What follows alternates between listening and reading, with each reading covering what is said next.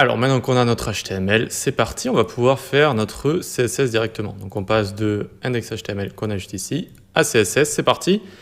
On commence avec la petite manip de base, c'est-à-dire sélecteur universel et before et after, parce que le sélecteur universel sélectionne tout sauf before et after. Et box sizing, border box ici, donc on prend en compte les bordures et le remplissage, le padding, pour calculer les hauteurs et les largeurs des éléments. Donc quand on met une hauteur et une largeur, ça prend en compte le padding et les bordures. C'est mieux pour respecter tout ce qui est dimension, quand on intègre des maquettes, etc. Ce qui est mieux aussi, c'est de faire tout démarrer à margin 0, padding 0, histoire de ne pas avoir des marges et des paddings qui sont là de base, comme par exemple dans les listes ou pour le body par exemple. Le body d'ailleurs, on lui met fond de femme Arial Helvetica sans serif, des fonds de famille très bien supportés, donc voilà, rien d'autre à dire. H1, lui, on va lui mettre la fond de femme qu'on a intégré directement, que je vous ai intégré dans l'index HTML, qui est Russo One. Voilà, et Arial, si jamais il y a un problème avec Russo One. Avant, on était obligé de mettre des petits apostrophes comme ça. Maintenant, c'est plus obligé. Néanmoins, si ça ne fonctionne pas, n'hésitez pas à tester ça. Et si vous avez des caractères spéciaux, n'hésitez pas aussi à mettre des apostrophes ou des guillemets comme ça. Ensuite, on va avoir font weight lighter. Donc, ça veut dire plus clair, mais ça veut dire aussi donc, moins de gras. Okay. Letter spacing, on va écarter un petit peu les lettres. On va mettre 2 pixels okay, pour que ce soit un petit peu plus écarté. On centre avec text align, juste text align, tac, center, comme ça, nickel. On va mettre un padding de 30 pixels en haut et en bas, 0 à gauche et à droite, nickel. Un font size de 40 pixels. Ok pour ça, donc là c'est notre H1, juste normalement si on vient ici, tac, vous voyez qu'on a notre H1 qui est juste ici. On a enlevé les marges et tout de base, c'est pour ça que tout est un petit peu collé, on va s'en occuper, ne vous inquiétez pas. On revient ici, container global, donc ce qui entoure le tout, on lui met une width de 70% donc, du body, 70% du body, et on va le caper, on va mettre un max, donc max width à 800 pixels. On centrera notre container global avec margin 0 auto, et on lui mettra une 8 auto, c'est-à-dire avec tout ce qu'il y a à l'intérieur. Donc juste pour commencer, on va mettre un background pink, histoire que on voit un petit peu mieux ce que c'est que notre container qui est juste ici. Ok ? Très bien, donc je vous invite à mettre des couleurs à chaque fois pour mieux visualiser vos éléments. Et n'hésitez pas, n'oubliez pas de les enlever, de toute façon on n'oublie pas ce genre de choses en général. Ensuite on va s'occuper des questions blocs. Question bloc ici, on va mettre un padding de 15 pixels en haut, 25 pixels à gauche et à droite et 25 pixels en bas. Donc quand on écrit comme ça veut dire en haut, en bas et sur les côtés. C'est une certaine notation comme ça. Voilà. Ça peut être pratique même si je trouve pas ça très logique, mais une fois qu'on s'y fait, c'est plus simple à utiliser. Hop, ensuite on fait margin de 20 pixels à tous les côtés. Border radius, on arrondit un petit peu les angles de nos boîtes à questions et on fait du 5 pixels. Et on n'oublie pas box shadow, qui est toujours mieux de rajouter des petites ombres. Ça souligne un petit peu le design, c'est toujours sympa. Donc on va mettre 0 sur X, 2 pixels sur Y, 10 pixels de flou et RGBA noir, donc 0, 0, 0, 0,5 d'opacité. Nickel, on s'occupe de nos H4 dans les questions. Donc question bloc H4, padding, on va lui mettre 10 pixels en haut et en bas, 0 à gauche et à droite. Et font size, 22 pixels ici. Nickel. Ensuite, point question bloc label, on lui met font size de 20 pixels. Font size 20 pixels. Ça c'est pour les labels, donc on va d'abord voir ce qui se passe ici. On a nos blocs à questions qui sont là, qui ont pris la couleur du parent, c'est normal. Donc on va pouvoir d'ailleurs enlever cette couleur du parent. Et on voit que tout fonctionne très bien. CTRL-C, tac, pour le mettre en commentaire. Et on voit qu'on a nos boîtes à questions qui sont ici. Ça commence un petit peu plus à ressembler à ça. Là, il manque juste un petit peu de padding et de margin. Et puis, on va augmenter aussi la taille de nos boutons radio. Pour ce faire, on revient là. On va faire une sélection assez spéciale, vous allez voir. On va faire point question bloc, input. Et là, on ouvre les crochets. Et c'est suivant son type. Et donc, ce sera le type radio. On aurait pu faire plus simple et donner juste une classe à nos inputs. Mais je voulais vous montrer un sélecteur spécial. Crochet et on va cibler directement l'attribut type qui aura la valeur radio. Donc tous les attributs types qui auront la valeur radio. Transform scale, on va les remettre 1,8. Qu'est-ce que ça veut dire? Ça veut dire qu'on va les faire grossir de 80%. Ils vont passer de 1, 100% à 1,8, donc 180%. Et des margins comme ça. Des marges en haut, en bas, à gauche et à droite. Et donc regardez, on a bien nos éléments qui sont plus gros, nos radio-boutons, ce qui est plus agréable pour les choisir. Et il y a un petit peu de marge qu'on a rajouté partout. C'est nickel, c'est joli. On est content. On a bientôt terminé. Les résultats maintenant. Vous savez, le bloc résultat, on va leur mettre un padding de 25 pixels. Margin 10 pixels en haut, 0 à gauche et à droite, 70 pixels en bas. Border radius, donc ça ce sera juste le carré, en fait le container à résultat, hein. Donc 5 pixels de border radius. Box shadow, on va lui mettre 0, 2 pixels, 10 pixels.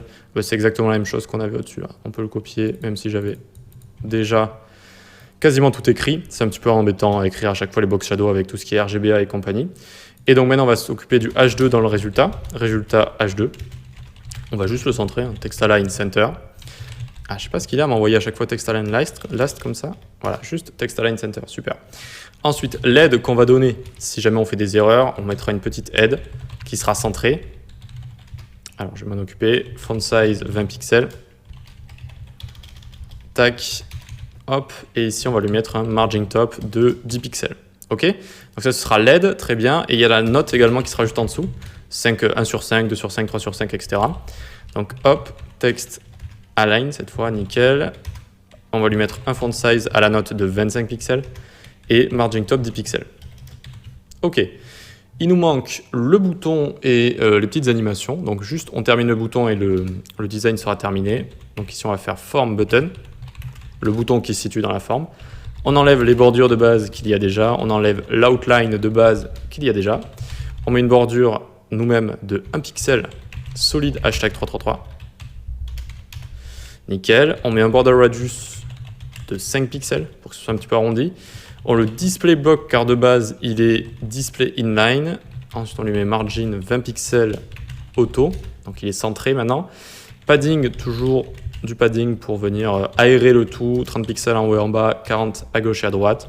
Cursor pointer pour qu'on montre qu'on peut cliquer dessus. Ensuite un font size qu'on a juste ici à 25 pixels. Et une transition enfin pour terminer. BG color. Allez, tu vas y arriver. Donc, background color ici, background color, 0,2 secondes, easy in out, c'est lent au début à la fin, vitesse normale au milieu. Je vous laisse encore un peu de temps si vous voulez finir de recopier. Les boutons, c'est tout le temps comme ça. Il y a pas mal de propriétés parce que de base, il y a déjà du CSS en fait qu'il faut enlever sur les boutons. De base avec les boutons HTML et ensuite il faut en faire ce qu'on veut. C'est quand même quelque chose de... C'est pas complexe, mais il y a beaucoup de propriétés qui rentrent en compte. Donc, normalement, on arrive à ça. Est-ce que je suis à 100% là? Ah, ça, là, je suis à 100%. Là, je suis à 100%. J'étais un petit peu zoomé tout à l'heure. Donc, à 100%, vous devrez avoir ceci, quiz, hop, avec toutes nos petites cartes qui sont ici. Vous voyez que le box shadow, c'est sympa. Ça permet de faire ressortir tout ça. On a un bouton. C'est pas le plus beau des boutons. Vous pouvez enlever un petit peu de padding si vous voulez. D'ailleurs, je crois que je vais le faire. Je vais enlever un petit peu de padding là. Il y a un peu trop de padding, je trouve, en haut et en bas. Donc ici, on va mettre 20 pixels en haut et en bas pour voir. Tac. Et voilà, on a un bouton qui est un petit peu mieux.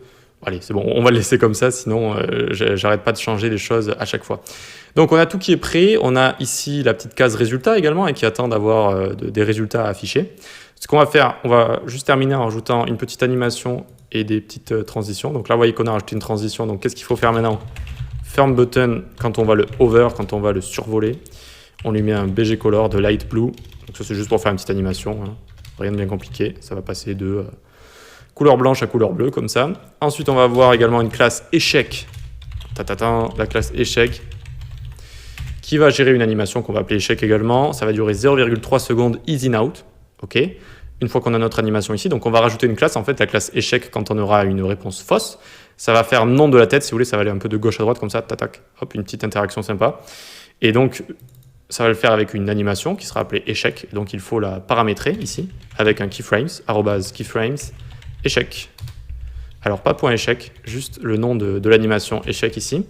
On va dire qu'à 0%, ce sera transform, translate, alors 0 pixel, 0 pixel. Alors si je dis pas de bêtises, on va juste toucher le translate X. Donc ici, vous pouvez faire juste translate X comme ça. Vous voyez, c'est un petit peu plus court, on aime bien. Une fois qu'on a ça, eh bien on va faire copier, coller, coller, coller comme ça, nickel. Ici, on va faire du 33%. 66% et 100%. Ok, nickel. Donc quand on sera à un tiers de l'animation, qu'est-ce qu'on a envie de faire? On a envie de la pousser de 5 pixels sur X, donc de 5 pixels vers la droite. L'axe X de haut en bas, de gauche à droite, pardon, de gauche à droite, donc on le pousse vers la droite. Ensuite, quand on sera à 66%, donc aux 2 tiers de l'animation, on va le tirer vers la gauche. D'accord? Donc on pousse vers la droite, on tire vers la gauche, toujours sur l'axe de gauche à droite, d'accord? Donc tac, tac, tac, ça va faire cet effet un petit peu de faire un nom de la tête, si vous voulez. Et ensuite, à 100%, eh bien, on le remet à 0, c'est-à-dire son état initial. Ok, on a une animation, c'est bon. On a une animation et on a terminé avec notre CSS. Donc on peut venir ici, L'animation, on ne la voit pas, on voit juste ça, regardez la petite animation de couleur. Et par contre, si je fais clic droit inspecter pour voir, alors on va avoir la console qui est là, elle peut apparaître en bas. Si vous voulez la bouger, vous allez sur les 3 petits points et vous la faites apparaître un petit peu où vous voulez. Donc allez, je fais clic droit inspecter sur notre première question block ici. Et je vais lui rajouter, en double-cliquant ici, je peux lui rajouter des choses. Je peux rajouter des classes en fait. Ok. Voyons voir si j'ajoute échec, j'appuie sur entrée. Vous voyez ce que ça a fait? Ça a fait un peu nom de la tête. Alors je l'enlève, hop, et faites-le chez vous. Si je fais échec, regardez, hop, ça bouge un petit peu comme ça. Ça fait une micro-interaction assez sympa. Et donc là, évidemment, je le fais à la main, mais on le fera en JavaScript de manière dynamique. On a fini avec le CSS. J'espère que j'ai pas été trop vite. J'ai fait exprès de bien expliquer, parce que je sais qu'il y en a qui m'envoient des petites remarques très sympathiques d'ailleurs pour que je m'améliore. Donc là, j'ai vraiment essayé d'y aller doucement. Et bien, on va pouvoir attaquer le JS de notre quiz. C'est parti.